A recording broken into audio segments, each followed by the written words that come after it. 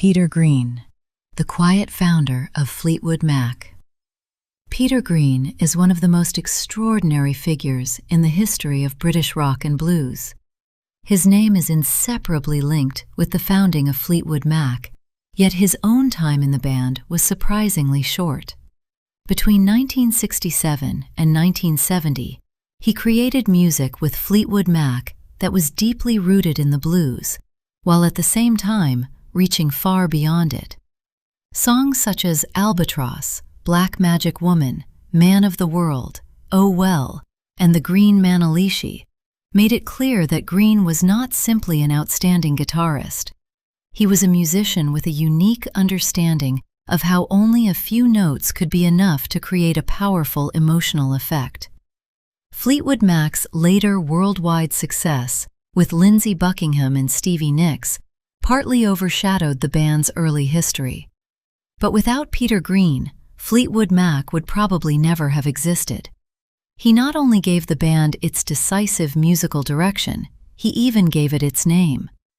His story is also one of extraordinary talent, rapid success, psychological crisis, withdrawal, and a late and cautious return to music. Childhood and first musical steps. Peter Allen Greenbaum was born on October 29, 1946, in Bethnal Green in East London. His father, Joe Greenbaum, worked as a postman. The family had Jewish roots. Peter grew up at a time when Britain was still strongly affected by the consequences of the Second World War. Music soon became an important refuge for him.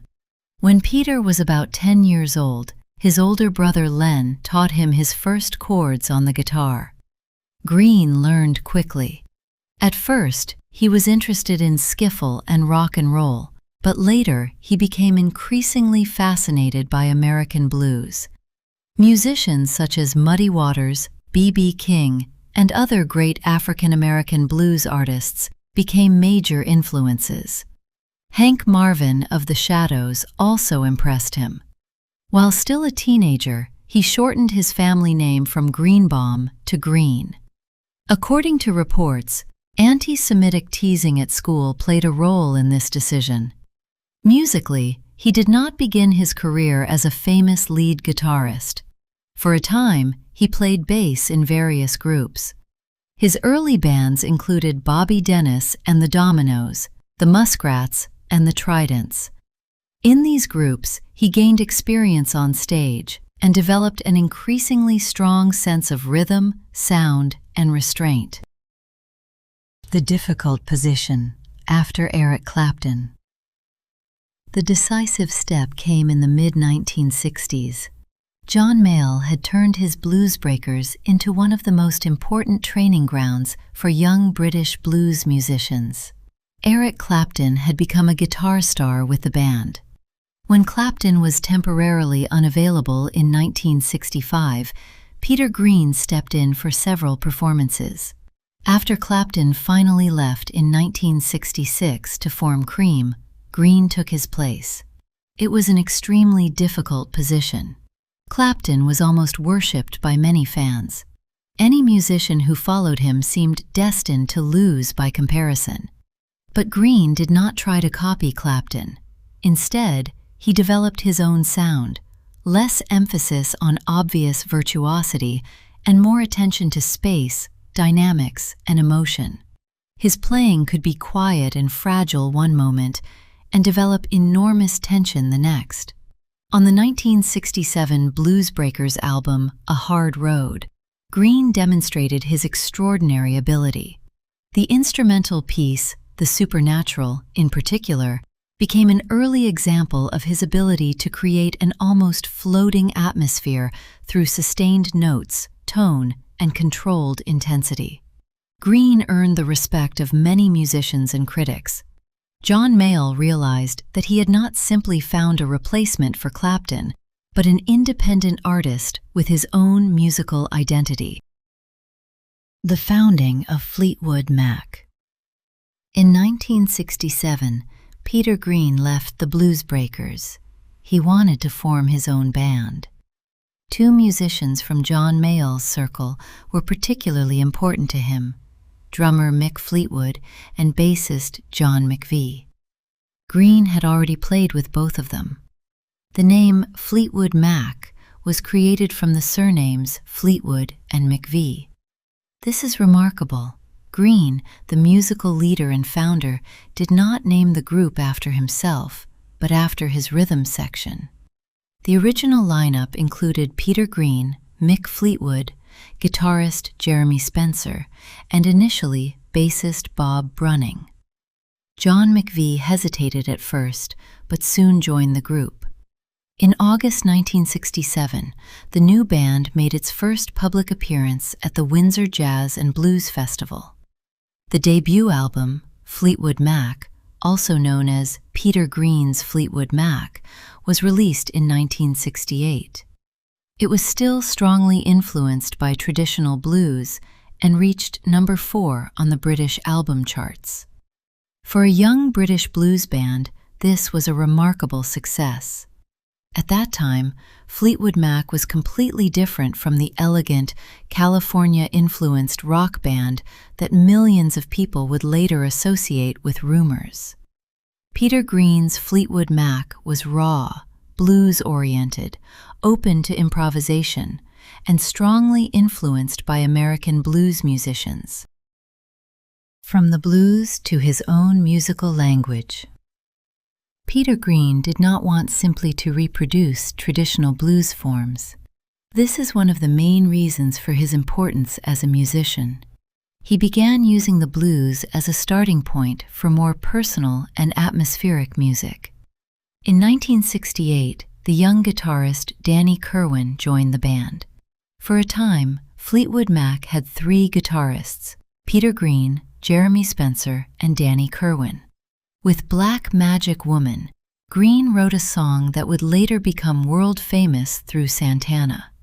Santana's 1970 version remains better known today, but the song was written by Peter Green and had already been released by Fleetwood Mac in 1968. It demonstrates Green's ability to combine blues with Latin-influenced sounds and a mysterious atmosphere. Even more unusual was Albatross. The instrumental was released in late 1968 and reached number 1 on the British singles chart. It is slow, calm, and almost weightless. The guitars create a feeling of space and movement, without Green placing technical virtuosity in the foreground. This restraint became one of his trademarks.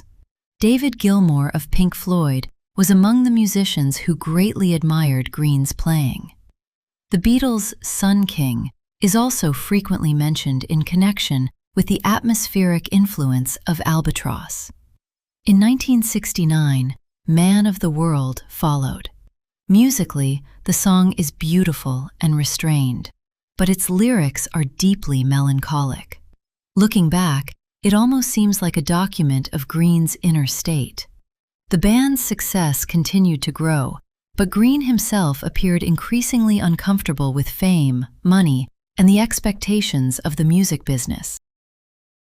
Oh Well, and the growing inner tension. With Oh Well, Green created one of his most important works in 1969. The first part is a hard, rhythmically powerful blues rock song with a famous guitar riff. The second part, however, is quiet and almost chamber music-like, revealing Green's interest in musical landscapes far beyond traditional blues. This combination of different musical worlds showed just how far Fleetwood Mac had developed under his leadership.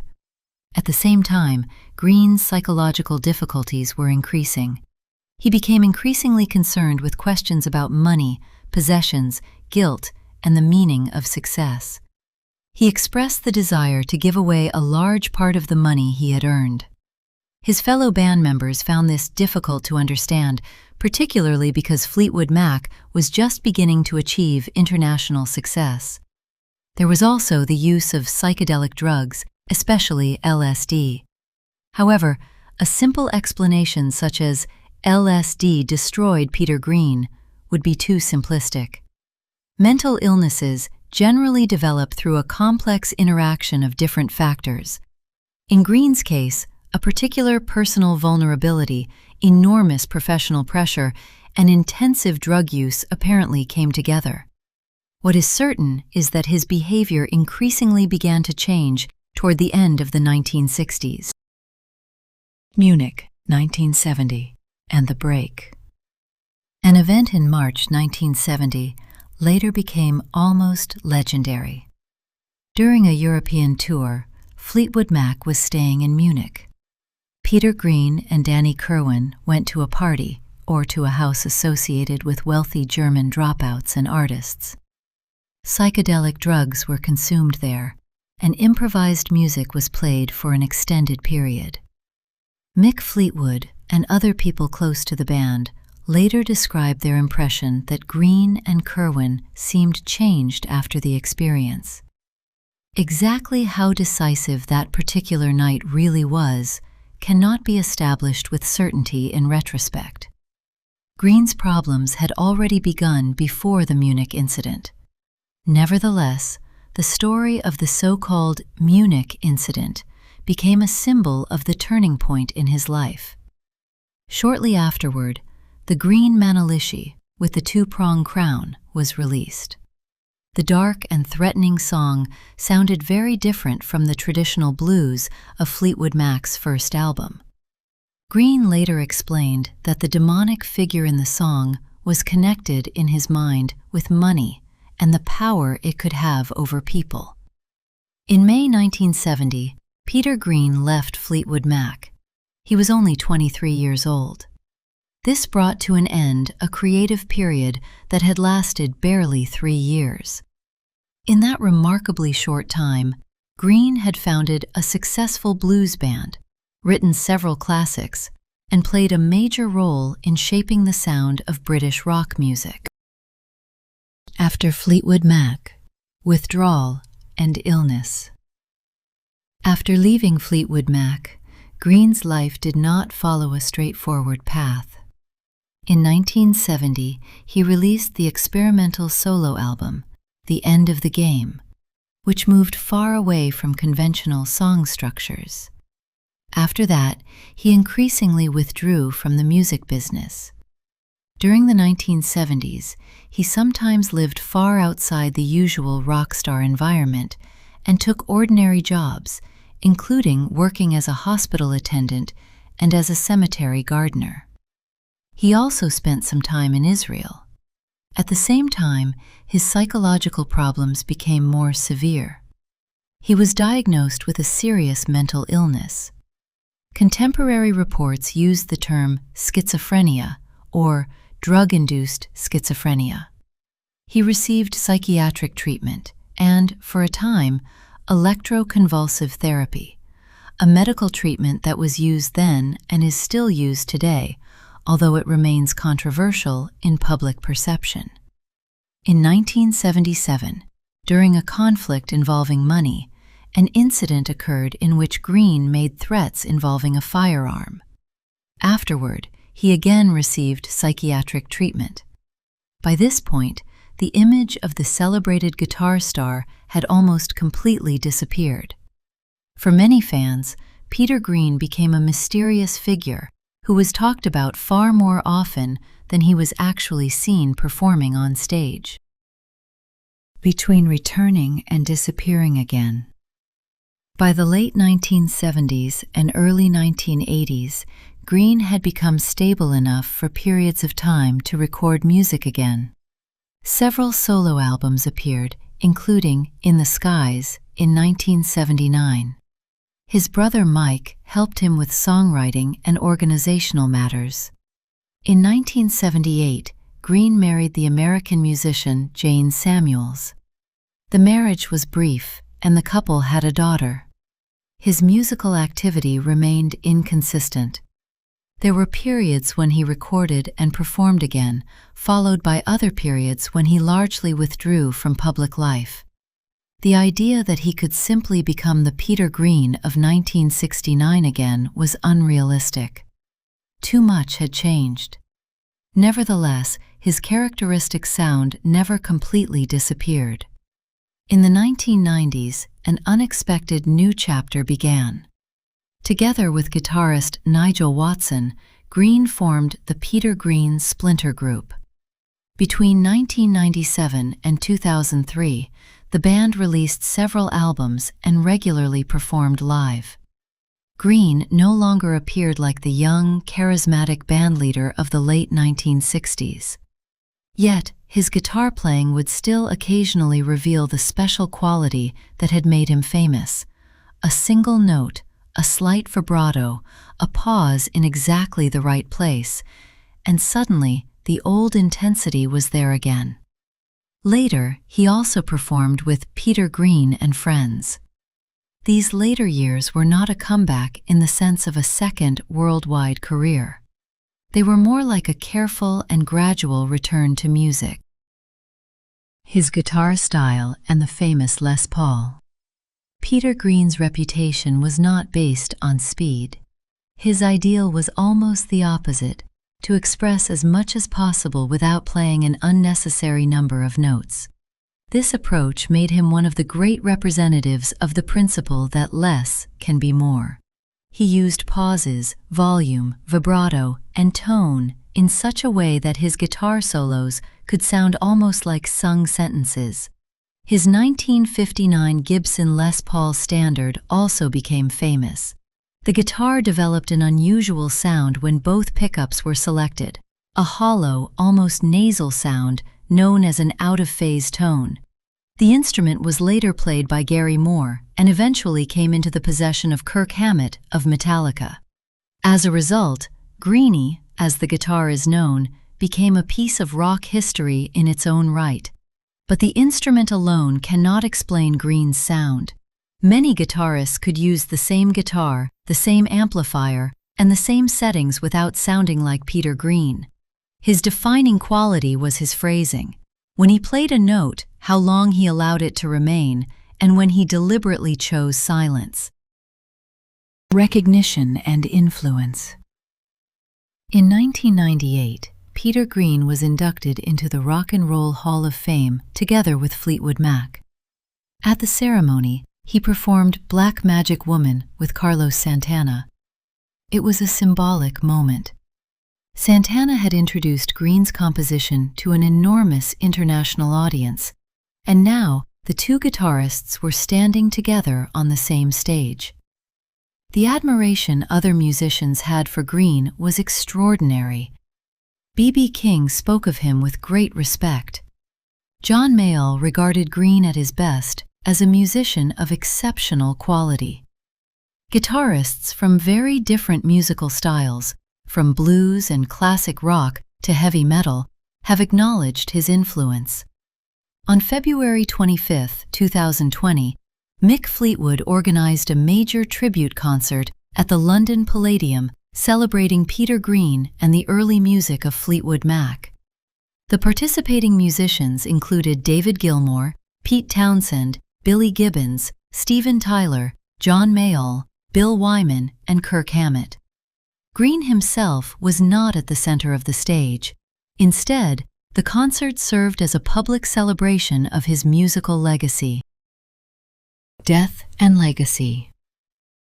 Peter Green died peacefully in his sleep on July 25, 2020, at the age of 73.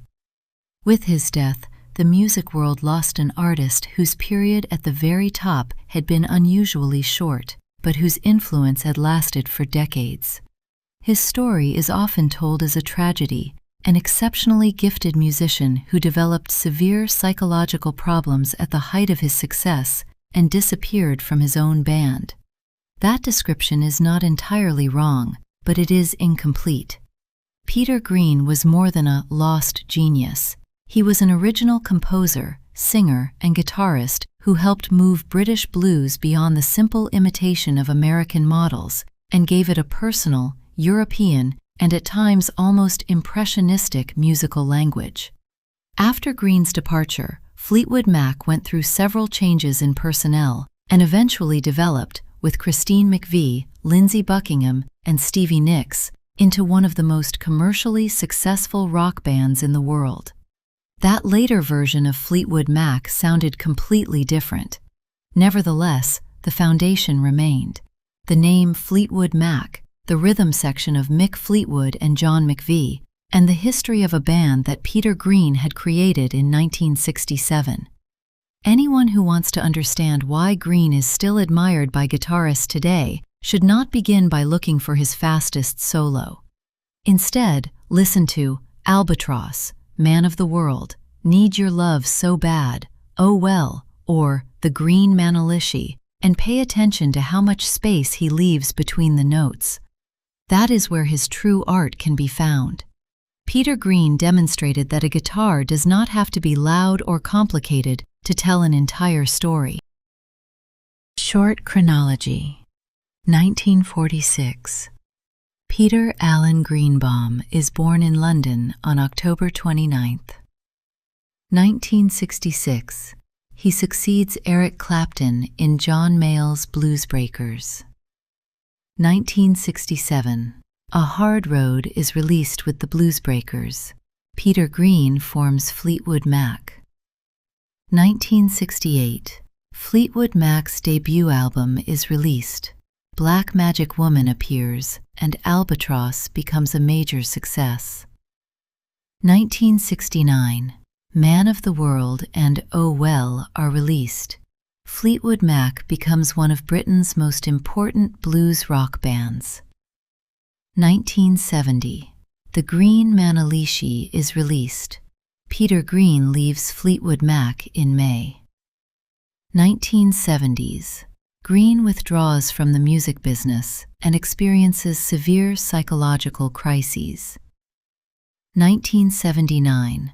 The solo album In the Skies is released, marking a period of renewed musical activity. 1997 to 2003. Green experiences a successful later period with the Peter Green Splinter Group. 1998. He is inducted into the Rock and Roll Hall of Fame as a member of Fleetwood Mac. 2020. A major tribute concert led by Mick Fleetwood is held at the London Palladium. Peter Green dies on July 25, 2020, at the age of 73.